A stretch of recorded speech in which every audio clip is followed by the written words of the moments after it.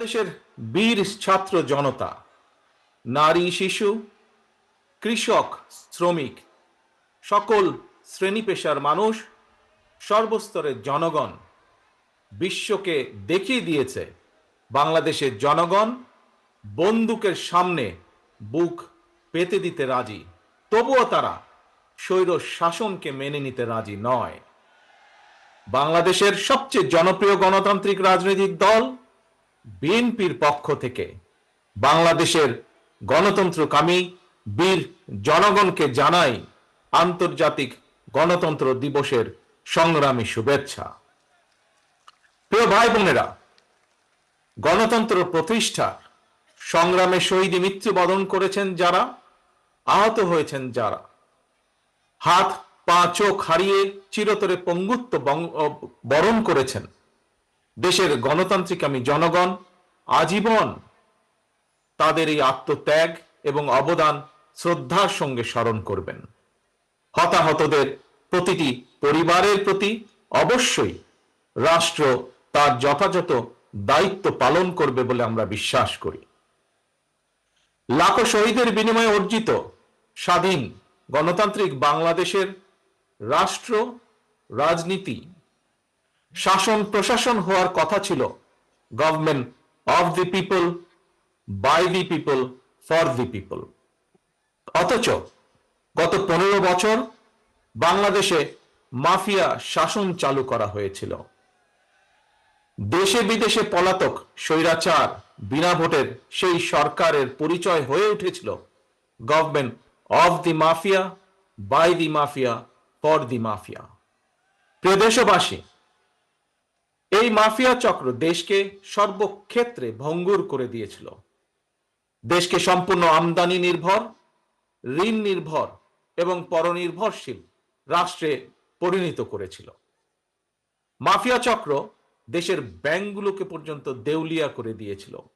গত 1.5 দশকে দেশ থেকে প্রায় 17 লক্ষ কোটি টাকারও বেশি পাচার হয়ে করে দিয়েছে এরা। 5ই আগস্টের পতিত স্বৈরাচারের বেপরোয়া দুর্নীতি আর লুটপাটের কারণে বাংলাদেশের বৈদেশিক ঋণ বর্তমানে $100 বিলিয়ন বেশি ছাড়িয়েছে।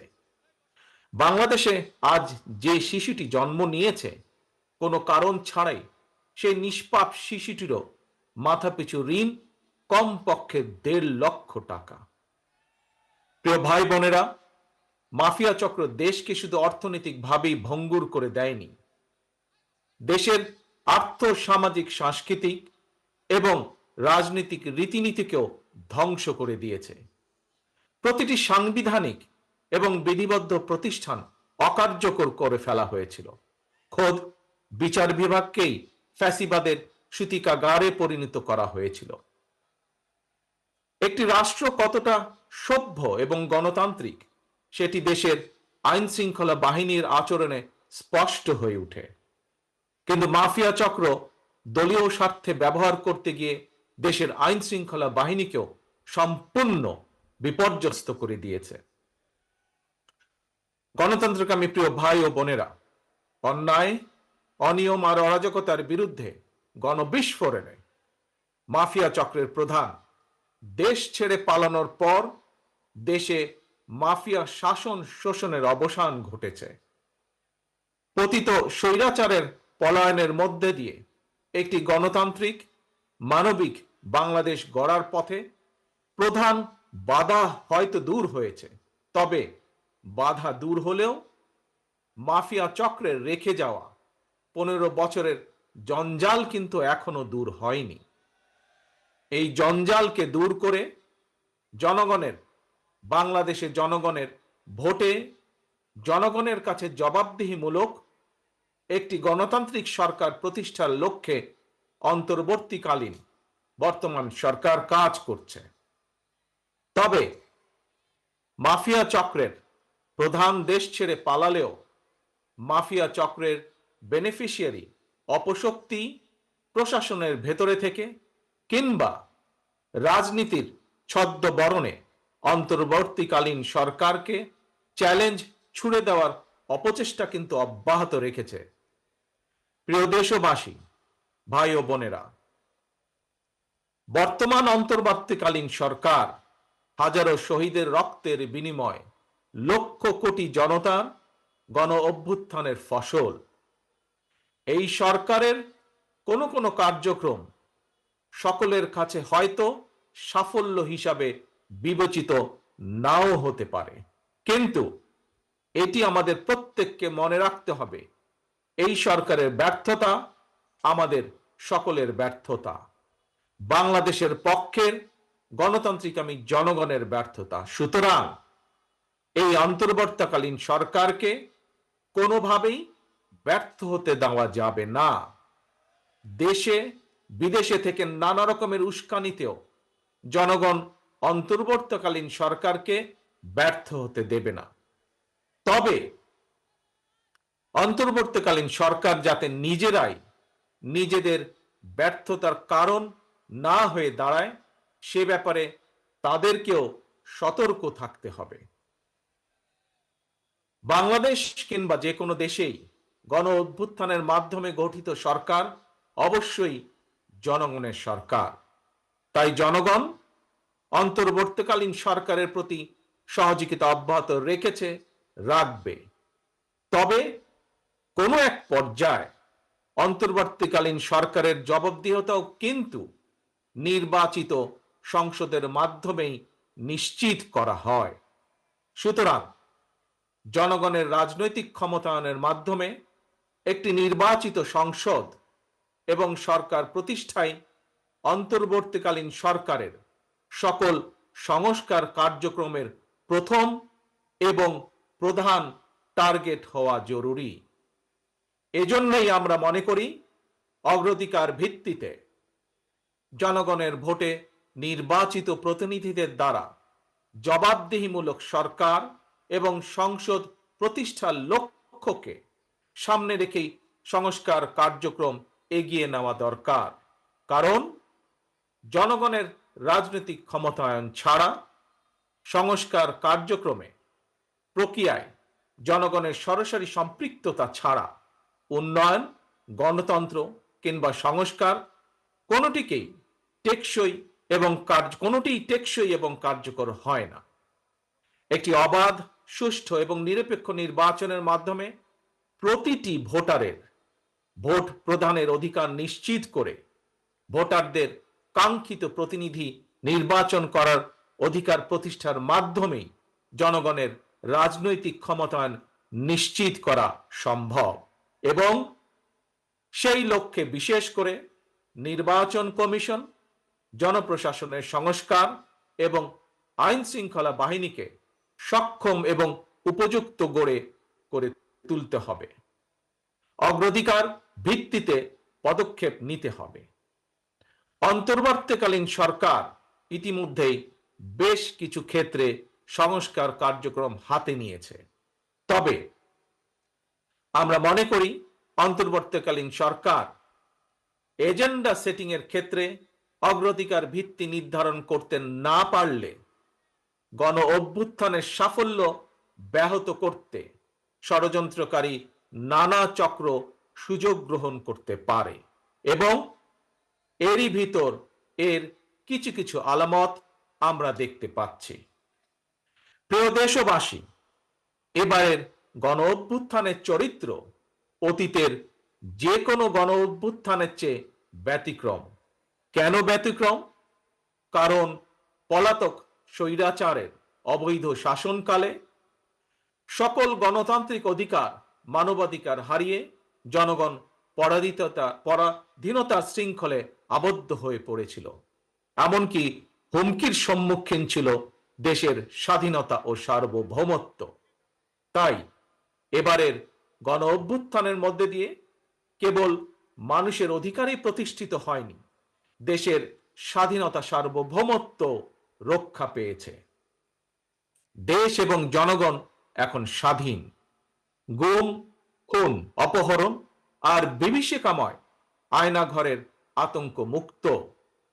স্বাধীনতা, সার্বভৌমত্ব রক্ষার পর এবার দেশ এবং জনগণের স্বাধীনতা সুরক্ষায় প্রথম কাজ হতে হবে রাষ্ট্র এবং সমাজে মানুষের গণতান্ত্রিক অধিকার এবং লুণ্ঠিত ভোটের অধিকারকে পুনঃপ্রতিষ্ঠিত করা। তাই প্রিয় ভাই ও বোনেরা, দেশে বর্তমানে প্রায় 12.5 কোটি ভোটার। এর মধ্যে 2009 সাল থেকে এ পর্যন্ত ভোটার তালিকায় প্রায় 2.5 কোটিরও বেশি নতুন ভোটার সংযুক্ত হয়েছেন। ভোটার হবার পর তরুণ প্রজন্মের এই 2.5 কোটিরও বেশি ভোটার একটিও জাতীয় নির্বাচনে ভোট দেবার সুযোগ পায়নি। ভোট দিয়ে তারা তাদের কাঙ্ক্ষিত জনপ্রতিনিধি নির্বাচন করতে পারেনি, অথবা তাদের নিজেরাও কেউ ভোটে নির্বাচিত হয়ে জনগণের প্রতিনিধিত্ব করার সুযোগ পায়নি।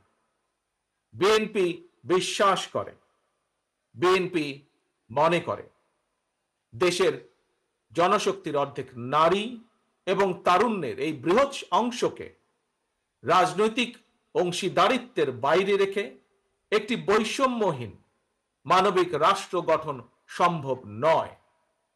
সংবিধান কিংবা প্রবিধানে যাই থাকুক, জনগণের রাজনৈতিক এবং অর্থনৈতিক ক্ষমতা নিশ্চিত করা না গেলে, সংস্কার প্রক্রিয়ায় জনগণকে সম্পৃক্ত করা না গেলে শেষ পর্যন্ত কোনো সংস্কার কার্যক্রমেরই কার্যকরী ফল পাওয়া যাবে না। প্রিয় দেশবাসী, ভাই ও বোনেরা, রাষ্ট্র, রাজনীতি এবং রাজনৈতিক দল হিসেবে বিএনপি দলীয় রাজনৈতিক কার্যক্রম সংস্কারের লক্ষ্যে প্রথমে 2022, পরবর্তীতে 2023 সালে বাংলাদেশের পক্ষের গণতান্ত্রিক রাজনৈতিক দলগুলোর প্রতিনিধিদের উপস্থিতিতে 31 দফা কর্মসূচি ঘোষণা করেছিল। তবে ঘোষিত 31 দফাই শেষ কথা নয়। বিএনপি মনে করে রাষ্ট্র কিংবা রাজনীতি সকল ক্ষেত্রেই সংস্কার কার্যক্রম একটি ধারাবাহিক এবং চলমান প্রক্রিয়া। সুতরাং রাষ্ট্র এবং রাজনীতি সংস্কারে বিএনপি ঘোষিত 31 দফা সংস্কার কর্মসূচির আরো প্রয়োজনীয় পরিবর্তন পরিমার্জনকেও বিএনপি স্বাগত জানায়। এমনকি কেউ যদি মনে করেন একটি উন্নত এবং নিরাপদ বাংলাদেশের জন্য আরো নতুন রাজনৈতিক দলের প্রয়োজন রয়েছে, তাতেও দোষের কিছু নেই। কারণ শেষ পর্যন্ত জনগণই চূড়ান্ত সিদ্ধান্ত নেবে। জনগণ কাকে সমর্থন জানাবে কিংবা কাকে সমর্থন দেবে না, এটি তাদেরই চূড়ান্ত বিষয়। এ কারণেই বিএনপি বরাবর জনগণের ভোটের অধিকারের উপর জোর দিয়েছে। বিএনপি মনে করে একমাত্র অবাধ, সুষ্ঠু নির্বাচনের মাধ্যমেই রাষ্ট্র, রাজনীতি এবং রাজনৈতিক বন্দোবস্তের সঙ্গে জনগণের প্রত্যক্ষ অংশদারিত্ব তৈরি হয়। গণতান্ত্রিক আমি প্রিয় ভাই ও বোনেরা, গণ অভ্যুত্থান কিংবা সংস্কার কার্যক্রম নিয়ে রাজনীতির মাঠে নানা রকম কথা হচ্ছে। গণতান্ত্রিক রাজনীতিতে এটি একটি স্বাভাবিক এবং গ্রহণযোগ্য রীতি। প্রত্যেকেই তাদের নিজ নিজ দৃষ্টিভঙ্গি প্রকাশ করবেন, এটিই স্বাভাবিক। এই নিয়ে বিচলিত হওয়ার কোনোই কিছু নেই। একজন রাজনৈতিক কর্মী হিসাবে আমি বিশ্বাস করি, ফৌজদারি অপরাধের বিচার যেমন বিচারিক আদালতে হয়, ঠিক তেমনি রাজনৈতিক কর্মকাণ্ড কিংবা রাজনৈতিক আচরণের বিচার হয় জনগণের আদালতে। আমি আগেও বলেছি, আজ আবারও আপনাদের সামনে বলতে চাই, ক্ষমতার পরিবর্তন মানে শুধু রাষ্ট্র ক্ষমতার হাত বদল নয়। ক্ষমতার পরিবর্তন মানে রাষ্ট্র এবং রাজনীতির গুণগত পরিবর্তন। তাই প্রতিটি রাজনৈতিক নেতাকর্মীর মনে রাখা প্রয়োজন, রাজনীতির গুণ পরিবর্তনের জন্য রাজনৈতিক দলের নেতাকর্মীদের আচার আচরণেও গুণগত পরিবর্তন জরুরি। সুতরাং আমার আহ্বান, কোনো প্রলোভন কিংবা উস্কানিতে বিভ্রান্ত না হয়ে জ্ঞানভিত্তিক রাষ্ট্র এবং সমাজের নেতৃত্ব দানের জন্য নিজেদেরকে প্রস্তুত করুন। গণতান্ত্রিক আমি প্রিয় ভাই ও বোনেরা, হাজারো শহীদের রত্ন স্নাত এই রাজপথে আজ আপনাদের এই স্বতঃস্ফূর্ত উপস্থিতির অর্থ জনগণের কাঙ্ক্ষিত বৈষম্যহীন বাংলাদেশ গড়ার এই যাত্রা পথে বাংলাদেশের পক্ষের শক্তিকে আরো কিছু পথ পাড়ি দিতে হবে। তবে সেই পথ অবশ্যই নয় সন্ত্রাস, সংঘর্ষ, প্রতিশোধ কিংবা প্রতিহিংসা, বরং সেই পথ হবে ধৈর্য, সহনশীলতা এবং সমঝোতা। প্রিয় ভাই বোনেরা, সবশেষে বলতে চাই, সংস্কার কার্যক্রমের পথ ধরে নির্বাচনী রোড ম্যাপে উঠবে আমাদের প্রিয় বাংলাদেশ। সুতরাং আসুন আমরা সবাই কাজের মাধ্যমে জনগণের বিশ্বাস, জনগণের ভালোবাসা অর্জন করি, জনগণকে সঙ্গে রাখি, জনগণের সঙ্গে থাকি। আল্লাহ হাফেজ। বাংলাদেশ জিন্দাবাদ। বাংলাদেশ জাতীয়তাবাদী দল জিন্দাবাদ। ধন্যবাদ মাননীয় প্রধান অতিথি। সভাপতির অনুমতিক্রমে আজকের সভা এখানেই সমাপ্তি ঘোষণা করছি। ওই নেত্রী আছে? সবাইকে হাত তুলে বলতে হবে নেত্রী আছে। জোরে করে বলতে হবে নেত্রী আছে। ওই সেই নেত্রী খালেদা জিয়া, খালেদা জিয়া, খালেদা, স্বাধীনতার ঘোষক জিয়া। লও লও লও